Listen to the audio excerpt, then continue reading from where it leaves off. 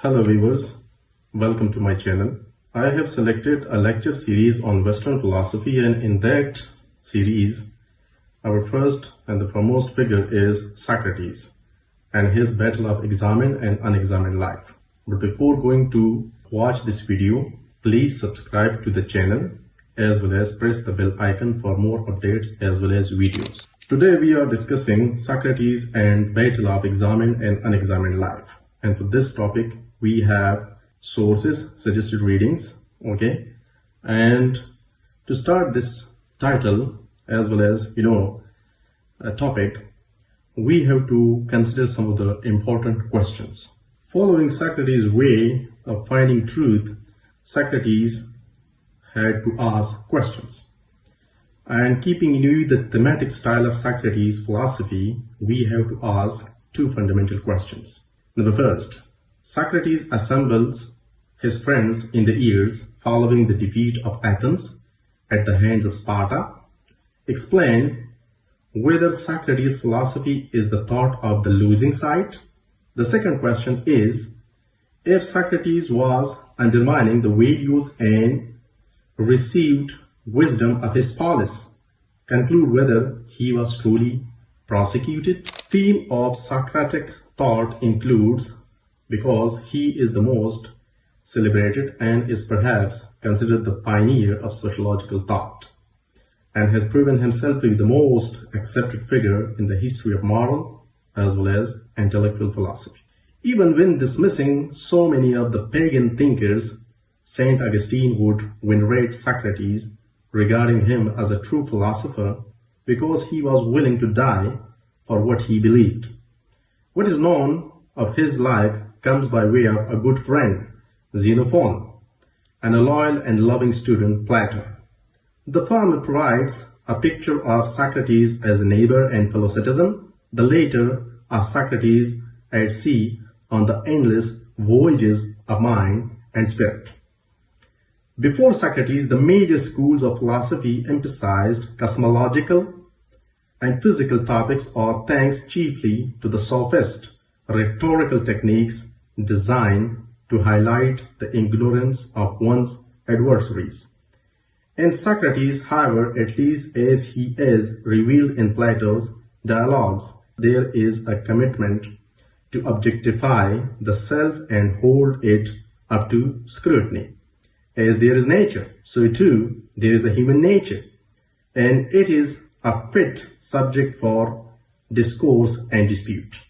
But what vexations arise when the subject is the object is the subject. The unexamined life is not worth living, but what form shall the examination take? To move onward, we have two fundamental aspects of Socrates' thought. Number first, the first obligation of philosopher Augustine suggests in the willingness to die for the principles of his philosophy. If this standard were generally applied, few philosophers would measure up, but Socrates did. His friends urged him to flee after his trial rather than die. The trial had been a shame, no one would think less of him. Socrates preferred to die rather than abandon all that he had taught about the law as the corporate expression of rationality. The charges against Socrates were that he had failed to respect the gods of Athens and had corrupted Athenian youth. The Socrates given to us by Xenophon, however, was a deeply religious and reverential man, not at all skeptical on the spiritual level, although perhaps less than obedient to the customary devotional beliefs and practices of his contemporary Athenians. The Socrates corrupted the youth of Athens also seems unlikely. In the Symposium, the one dialogue in which we might expect to find debauchery and corruption, Alcibiades complains that in attempting to the Socrates lover, one gets nowhere. Socrates simply will not participate at that rich, lusty, corporal, level. Indeed, given his wisdom and the depth of his thought, Socrates must have been among the loneliest people who ever lived. Why did Socrates choose suicide? There's a huge discussion on it. But to answer it in a straightforward way, because he recognized that the rule of law is the corporate or public expression of human rationality itself.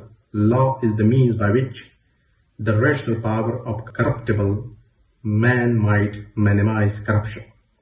Having devoted his life to rationality, Socrates would not abandon everything he had stood for and taught merely because his own situation was compromised.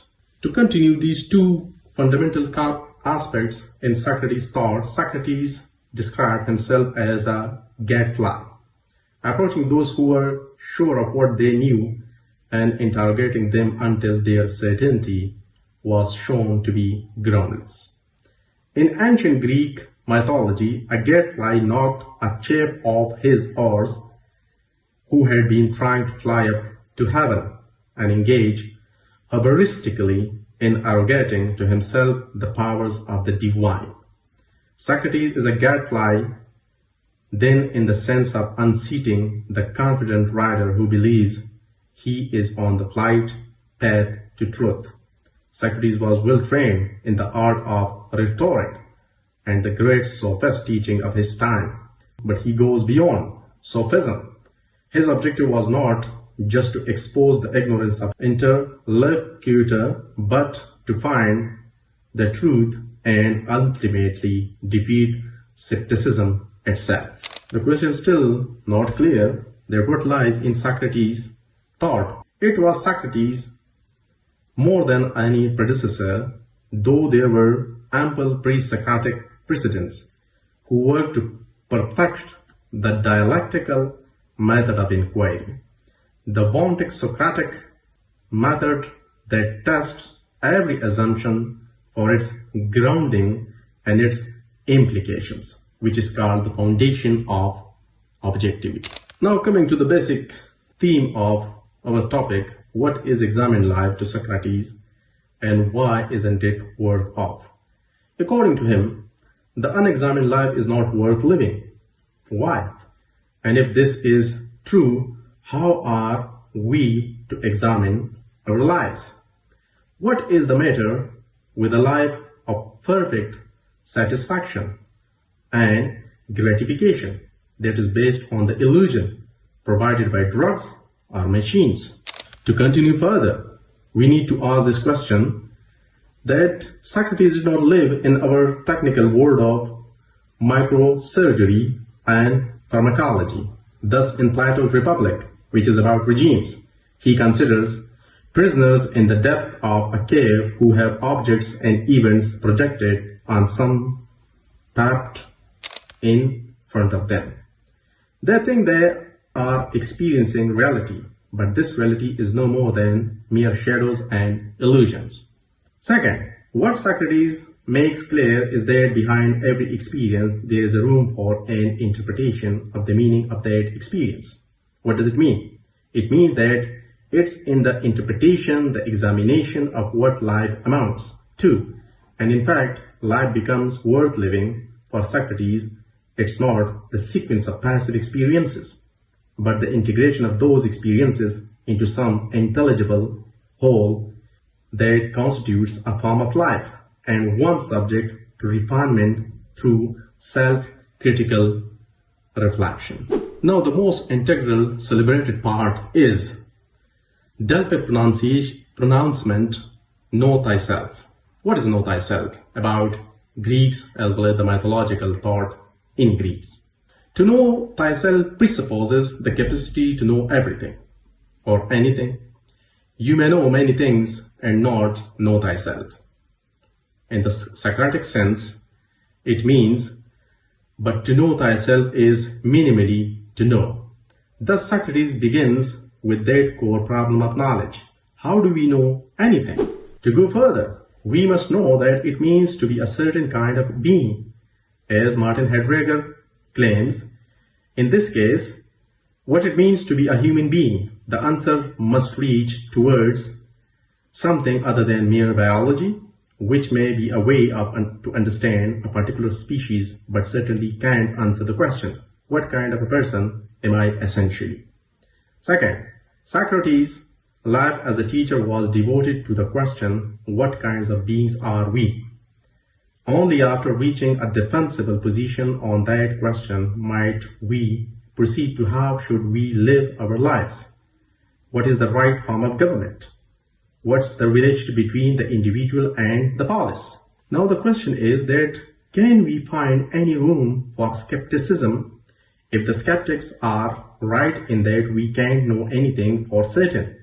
Then we certainly cannot know ourselves in any settled and certain way, and that means that one's life is uselessly examined. What would be the examined life be? Simply a constellation of prejudices and self-deceptions? Second, we must be defeated here is skepticism. We must come up with at least one kernel of truth that we can settle as a true and that will answer the root epistemological questions. Is it possible to know anything? If you can settle these things on one thing that is true, then we can know that it is possible to know. And if we know the method by which we arrived at the truth, then perhaps we can use it to know other things. But to conclude this scenario, we begin to see that the Socratic agenda is a fairly broad one. First, one must do philosophical battle with skepticism and cynicism. One must also contend with the problem of conduct. What kind of life is right for beings such as ourselves? Should we aim solely at happiness and pleasure? What are our values? Are they simply reflections of our own prejudice, giving us no right or reason to impose them on others or expect them to be shared? Finally, we have arrived to answer the problem of governance and the vaunted democracy of the Athenian state. The Athenians treasured the democratic character of the polis, and a philosopher could well expect trouble when challenging its core precepts. Socrates raised grave questions about such precepts, while others, including Aristotle, defended them. Nonetheless, Socrates reserves to himself the right at least to raise the question, how should we be governed? This question cannot be answered in the abstract. We cannot answer the question of how we should be governed unless we have already established the right kind of life to live. And we cannot answer that question until we have settled the question of what kind of beings we are and how we can come to know as much. Until we have successfully defeated a skeptical position on knowledge as such, we cannot have a defensible position on ethics. And until we have handled the ethical dimensions of life, we cannot pinpoint what the political organization of the polis should be. It is a credit to the lasting genius of Socrates that he understands the interconnectedness of these questions, that the problem of knowledge, the problem of conduct, and the problem of governance are various phases of the same problem. How we come to know ourselves and realize our humanity in the course of a lifetime. This, of course, will be the central agenda of the program of philosophy for centuries to come.